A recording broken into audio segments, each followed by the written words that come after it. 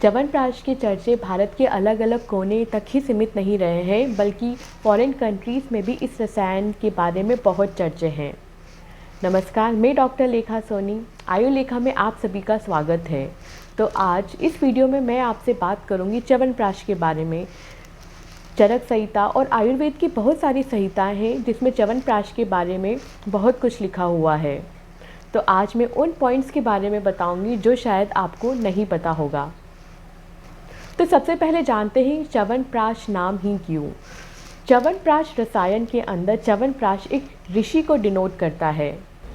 च्यवन ऋषि बहुत ही ज़्यादा कमज़ोर थे और बहुत ज़्यादा वृद्ध थे, तो च्यवनप्राश रसायन खाकर उन्होंने अपनी युवा अवस्था को वापस से प्राप्त किया था। अब जानते हैं च्यवनप्राश के कुछ फ़ायदे।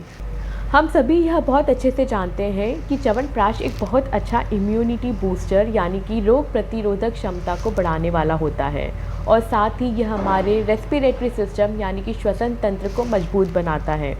अगर रेस्पिरेटरी सिस्टम हमारा मजबूत होगा तो सर्दी, खांसी, एज़मा जैसी परेशानी हमें नहीं होगी।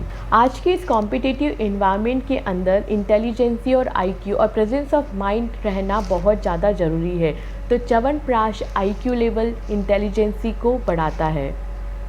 अगर आप भी बहुत ज़्यादा ब्यूटी कॉन्शियस है, सिरम, क्रीम, मेडिसिन्स लेकर आप बहुत ज़्यादा परेशान हो गए हैं, तो आपको च्यवनप्राश रसायन ज़रूर लेना चाहिए, क्योंकि आयुर्वेद में लिखा हुआ है कि यह चेहरे के ग्लो को बढ़ाता है। कमजोरी महसूस होना, काम में मन नहीं लगना और जो 5 सेंसेस है उनका अच्छे से काम नहीं करना, यह सब चीज़ें हमारी जो 5 सेंसेस हैं उनकी कमज़ोर होने और धातुओं की क्षीण होने को दर्शाता है। तो च्यवनप्राश एक बहुत अच्छा रसायन है जो हमारी धातुओं पर काम करता है और हमारी जो 5 सेंसेस हैं उनको और स्ट्रॉन्ग बनाता है।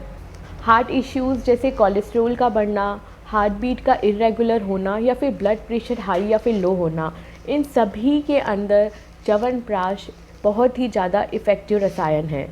बहुत सारी मदर्स की यह कंप्लेन होती है कि हमारा बच्चा बहुत जल्दी बीमार पड़ जाता है, बहुत ज़्यादा कमज़ोर है, अच्छे से खाना नहीं खाता है। तो च्यवनप्राश बच्चों की ग्रोथ को प्रॉपर करने में बहुत मदद करता है। च्यवनप्राश डाइजेशन और मेटाबॉलिज्म को ठीक करता है। च्यवनप्राश लेने से लिवर, किडनी अपना काम अच्छे से करते हैं, जिससे शरीर में डाइजेशन और मेटाबॉलिज्म सुचारू रूप से बनता है। च्यवनप्राश एंडोक्राइन सिस्टम को स्ट्रॉन्ग बनाता है, जिसकी वजह से हार्मोन्स बैलेंस होने लगते हैं। तो अब जानते हैं आयुलेखा द्वारा बनाए गए च्यवनप्राश के बारे में। आयुलेखा च्यवनप्राश में 2 तरह की कैटेगरी के च्यवनप्राश बनाए गए हैं, एक स्पेशल च्यवनप्राश और एक है जनरल च्यवनप्राश। जनरल च्यवनप्राश चरक संहिता में बताए गए च्यवनप्राश के अनुसार बनाया गया है, जिसमें 35 से ज़्यादा औषधियाँ हैं, जैसे बला, दशमूल, गिलोय, नागरमोथा, पुनर्नवा, वासा, ऋषभक, बड़ी हरड़, गोक्षुर। जो स्पेशल च्यवनप्राश है वह आयुर्वेद सार संग्रह से लिया गया है। इसके अंदर रजत भस्म, मकरध्वज, अभ्रक भस्म, केसर जैसी औषधियाँ मिलाई गई हैं। इन दोनों च्यवनप्राश के अंदर आर्टिफिशियल कलर या फिर फ्लेवर का यूज़ नहीं किया गया है। च्यवनप्राश को कितनी मात्रा में लिया जाना चाहिए? आचार्य चरक ने बताया है कि च्यवनप्राश की मात्रा बल के अनुसार इतनी लेनी चाहिए जिससे खाने की क्वांटिटी में न्यूनता ना आ सके। इससे हम यह समझ सकते हैं कि जो जनरल च्यवनप्राश होते हैं, जिसके अंदर मकरध्वज, केसर इस तरह के मेडिसिन नहीं मिली हुई होती है, उसकी जो डोज़ है वह है 10 से 20 ग्राम। और स्पेशल च्यवनप्राश जिनके अंदर भस्म का यूज़ किया जाता है, जैसे स्वर्ण भस्म, रजत भस्म या फिर मकरध्वज का यूज़ किया जाता है, उनकी मात्रा होती है 6 से 12 ग्राम। च्यवनप्राश को दिन में 2 बार लिया जा सकता है। आई होप कि आपको वीडियो पसंद आया होगा। Thank you.